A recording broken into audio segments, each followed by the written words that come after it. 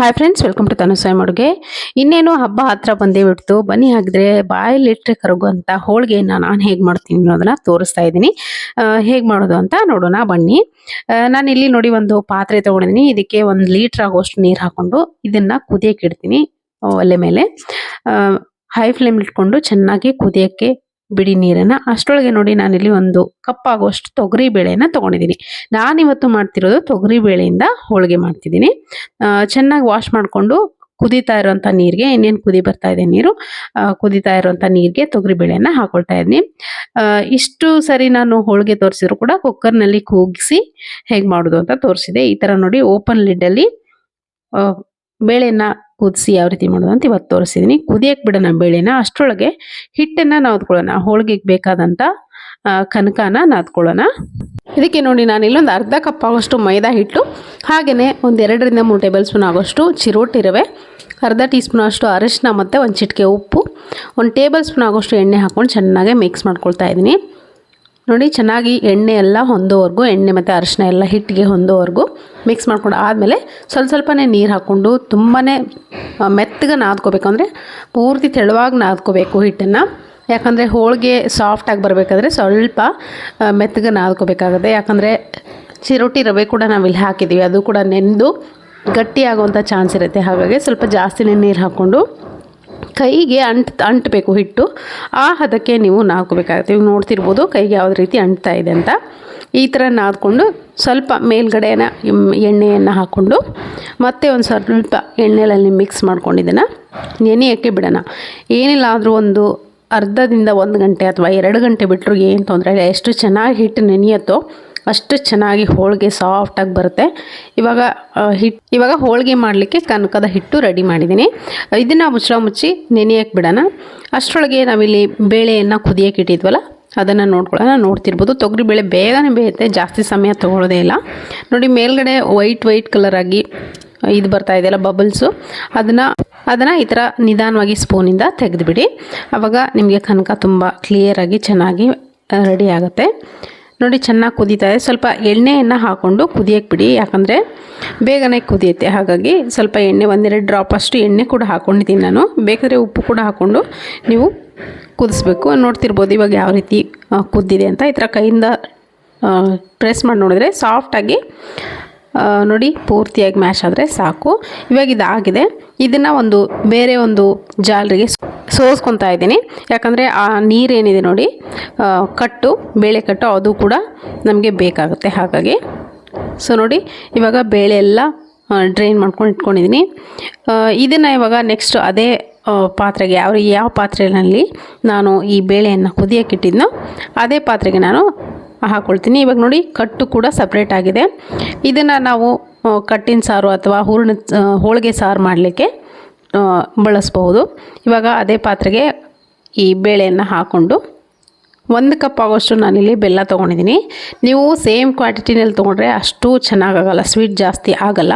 ಸ್ವಲ್ಪ 1-1.25 ಕಪ್ ಅಷ್ಟು ಅಥವಾ 1 ಕಪ್ಪು 1-2 ಟೇಬಲ್ ಸ್ಪೂನ್ ಆಗೋಷ್ಟು ಜಾಸ್ತಿ ಬೆಲ್ಲ ಹಾಕಿದ್ರೆ ಮಾತ್ರ ತುಂಬ ಚೆನ್ನಾಗಿ ಟೇಸ್ಟ್ ಬರುತ್ತೆ. ನೀವು ಹಾಲು ಹಾಕ್ಕೊಂಡು ಹೋಳಿಗೆ ತಿಂದರೂ ಕೂಡ ಹೊಂದ್ಕೊಳ್ಳುತ್ತೆ. ಹಾಗಾಗಿ ಚೆನ್ನಾಗಿ ಮಿಕ್ಸ್ ಮಾಡಿಕೊಂಡು ಗ್ಯಾಸ್ ಫ್ಲೇಮಲ್ಲಿ ಇಟ್ಕೊಂಡಿದ್ದೀನಿ. ಲೋ ಫ್ಲೇಮ್ ಇಟ್ಕೊಂಡು ಚೆನ್ನಾಗಿ ಮಿಕ್ಸ್ ಮಾಡ್ಕೊಳ್ತಾ ಬನ್ನಿ.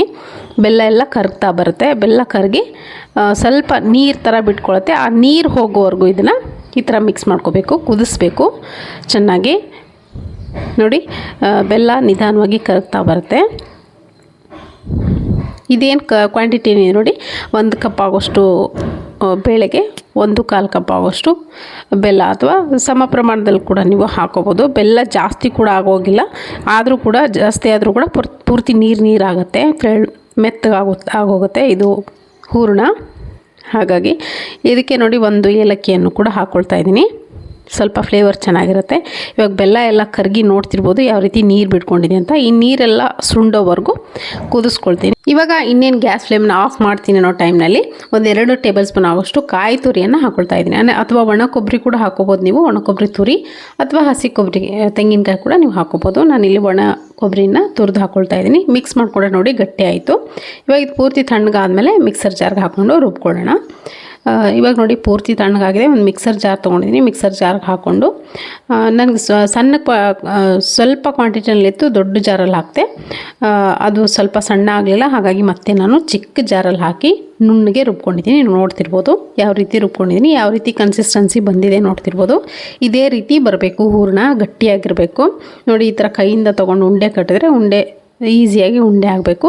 ಅಷ್ಟು ಪೂರ್ತಿಯಾಗಿ ಗಟ್ಟಿ ಕೂಡ ಇರಬಾರ್ದು. ಕನಕನೂ ಕೂಡ ತುಂಬ ಸಾಫ್ಟಾಗಿ ನಾದ್ಕೊಂಡಿರ್ತೀವಲ್ವ, ಹಾಗಾಗಿ ಇವಾಗ ನೋಡಿ ನುಣ್ಣಗೆ ರುಬ್ಕೊಂಡು ಒಂದು ಬೇರೆ ಮಿಕ್ಸಿಂಗ್ ಬೌಲ್ಗೆ ತೆಗೆದಿಟ್ಕೊಳ್ತಾ ಇದ್ದೀನಿ. ನೋಡಿ ಯಾವ ರೀತಿ ಉಂಡೆ ಕಟ್ಟಿದ್ರೆ ಯಾವ ರೀತಿ ಈಸಿಯಾಗಿ ಉಂಡೆ ಆಗ್ತಾಯಿದೆ. ಸಾಫ್ಟಾಗಿರುವಂಥ ಹೂರಣದ ಉಂಡೆ ರೆಡಿಯಾಗಿದೆ. ಇವಾಗ ಹೋಳಿಗೆ ಮಾಡೋಕ್ಕೆ ರೆಡಿ ಮಾಡ್ಕೊಳ್ಳೋಣ. ನೋಡಿ ಹಿಟ್ಟು ಕೂಡ ಆಲ್ಮೋಸ್ಟ್ ನಾನು ಹೂರಣ ಎಲ್ಲ ಮಾಡೋವರೆಗೂ ಅಂದರೆ ಚೆನ್ನಾಗಿ ನೆನೆದಿದೆ. ನೀವು ನೋಡ್ತಿರ್ಬೋದು ಯಾವ ರೀತಿ ಸಾಫ್ಟ್ ಆಗಿದೆ. ಇನ್ನೂ ಕೂಡ ನೆನಿಬೋದು, ನೀವು ಇಡ್ಬೋದು ಇನ್ನೂ ಕೂಡ ನೆನೆಯೋಕ್ಕೆ. ಇವಾಗ ನೋಡಿ ಇಷ್ಟು ನೆನೆದ್ರೆ ನನಗೆ ಸಾಕಾಗುತ್ತೆ. ಇನ್ನೂ ಚೆನ್ನಾಗಿ ನೆನೆದ್ರೆ ಇನ್ನೂ ಚೆನ್ನಾಗಿ ಬರುತ್ತೆ ಹೋಳಿಗೆ ಸಾಫ್ಟಾಗಿ. ಇವಾಗ ನೋಡಿ ಮಾಡೋದು ನೋಡೋಣ. ನಾನಿಲ್ಲಿ ನೋಡಿ ಒಂದು ಚಪಾತಿ ಮಾಡುವಷ್ಟು ಕನಕನ ತೊಗೊಂಡಿದ್ದೀನಿ. ತೊಗೊಂಡು ಕೈಗೆ ಸ್ವಲ್ಪ ಎಣ್ಣೆ ಹಚ್ಕೊಂಡು ಎಷ್ಟಾಗುತ್ತೋ ಅಷ್ಟು ಅಗಲವಾಗಿ ತಿದ್ಕೊಳ್ಳಿ ಕೈಯಿಂದನೇ. ಸೊ ನೋಡಿ ಇಲ್ಲಿ ಒಂದು ಬಟರ್ ಪೇಪರನ್ನು ಯೂಸ್ ಮಾಡಿಕೊಂಡು ನಾನು ಹೋಳಿಗೆ ಮಾಡ್ತಾಯಿದ್ದೀನಿ. ತುಂಬ ಸುಲಭವಾಗಿ ಮಾಡ್ಬೋದು ಬಟರ್ ಪೇಪರ್ ಯೂಸ್ ಮಾಡಿಕೊಂಡು ಹೋಳಿಗೆನ. ನೀವು ಇಲ್ಲ ಅಂದರೆ ಯಾವುದಾದ್ರೂ ಪ್ಲಾಸ್ಟಿಕ್ ಶೀಟ್ ಇರುತ್ತಲ್ಲ ಆಯಿಲ್ದು, ಅದರಲ್ಲೂ ಕೂಡ ನೀವು ಮಾಡ್ಕೋಬೋದು, ಏನು ತೊಂದರೆ ಇಲ್ಲ. ನೋಡಿ ಎಷ್ಟು ಕನಕ ತೊಗೊಂಡಿರ್ತೀವಿ ಅಷ್ಟು ಹೂರಣ ಕೂಡ ತೊಗೊಂಡಿದ್ದೀನಿ ಸೇಮ್ ಕ್ವಾಂಟಿಟಿನಲ್ಲಿ, ಅಥವಾ ಸ್ವಲ್ಪ ಕಡಿಮೆನೂ ತೊಗೊಂಡ್ರೆ ಏನೂ ತೊಂದರೆ ಇಲ್ಲ.